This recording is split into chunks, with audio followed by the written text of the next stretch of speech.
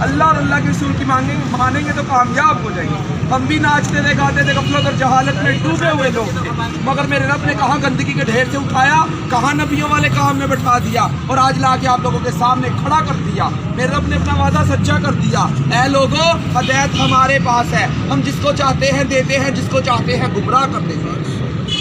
اے لوگوں، عزت کے خزانے ہمارے پاس ہیں، ہم جس کو چاہتے ہیں ذلت کے نقشوں میں عزت پہنچا دیتے ہیں اور جس کو چاہتے ہیں عزت کے نقشوں میں ذلیل کر دیتے ہیں۔ وہی ہے وَتُعِزُّ مَن تَشَاءُ وَتُذِلُّ مَن تَشَاءُ، اس کے علاوہ کوئی عزت دینے والا نہیں، اس کے علاوہ کوئی ذلیل کرنے والا نہیں۔ کیسے کیسے لوگ آ کے سمجھا رہے ہیں، ابھی بھی نہیں سمجھیں گے تو پھر کب سمجھیں گے؟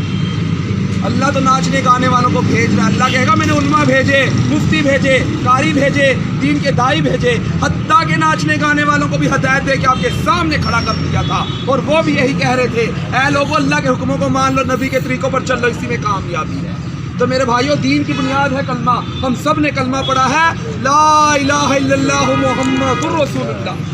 اس کا مطلب ہے کہ اللہ کے سوا کوئی معبود نہیں، حضرت محمد صلی اللہ علیہ وسلم اللہ کے رسول ہے۔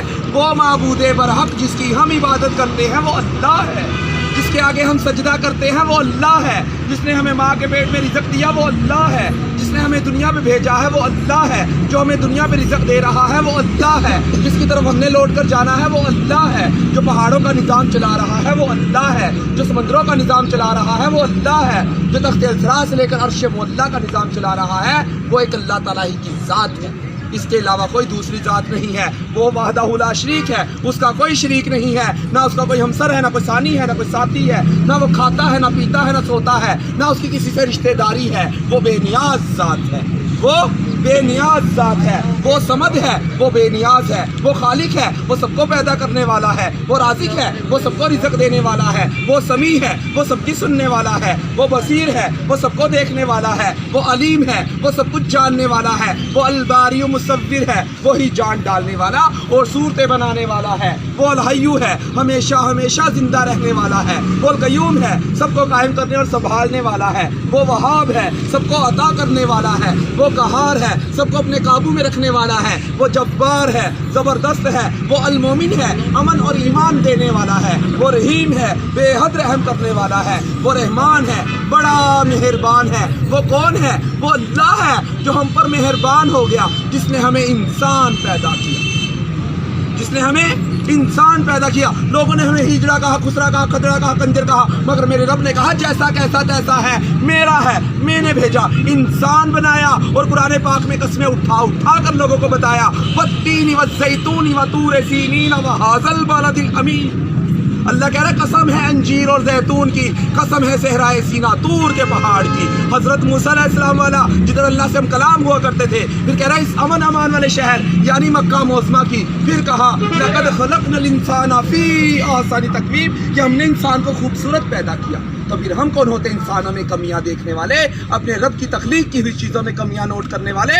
اللہ کے نبی نے فرمایا اس وقت تک اسے موت نہیں آئے گی جب تک کہ اس کی کمیاں نکال کے اس کے اندر منتقل نہ کر دی جائیں گی۔ رحمان کا کام ہے خوبیاں دیکھنا، شیطان کا کام ہے کمیاں دیکھنا۔ شیطان تو کمیاں دکھاتا ہے، میرے اندر 101 کمی ہے، مجھے دیکھ کر چلو گے تو گمراہ ہو جاؤ گے، اللہ کے نبی کے طریقے کو دیکھ کر چلو گے تو فلاح پر پہنچ جاؤ گے، بامراد ہو جاؤ گے، دہشت ملے گی، جنت ملے گی۔ اس کے لیے تیاری ہو رہی ہے دین کی محنت سے۔ میرے بھائیوں، جن کا وقت نہیں لگا، اگر ہم جیسے لوگ 4 مہینے لگا سکتے ہیں، آپ لوگوں کے لیے کوئی مشکل نہیں ہے۔ یہ ہے کوئی مشکل؟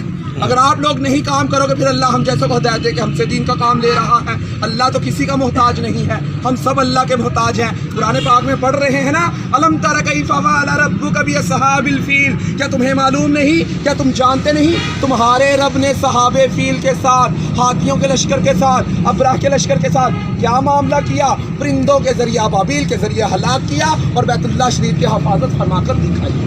نمرود کو ایک مچھر کے ذریعے ہلاک کیا، جس بادشاہی کے تخت پر بیٹھ کر وہ سجدے کروایا کرتا تھا، اسی بادشاہی کے تخت پر بیٹھ کر اللہ پاک نے اس کے سر میں چھتر لگا کے دکھائے۔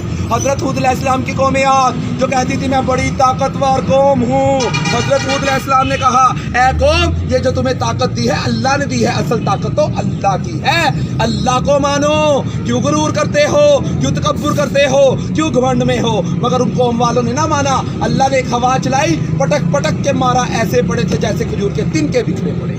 تو میرے بھائیوں، اب کسی نبی نے نہیں آنا، چاروں طرف دینی کی آگ لگی ہوئی۔ चारों तरफ बेदीनी की आग लगी हुई है। अगर हम जैसे चेहरों पे सुन्नत सजा सकते हैं आप लोगों के लिए कोई मुश्किल नहीं। हमारे सरों पे दुपट्टे थे, अल्लाह ने अमामे सजा दिए। चेहरों पे मेकअप सजाते थे, नबी का नूर सजा दिया। पाँव में घुंघरू बांध के नाचा करते थे, अल्लाह ने अपने रास्ते के लिए कबूल फरमा लिए। हर चीज़ इधर रह जानी है और दाढ़ी मुबारक कब्र में भी साथ जानी है। दाढ़ी मुबारक कब्र में भी साथ जाती है। आज हमारी नौजवान नस्ल किधर जा रही है, हमने कभी सोचा है?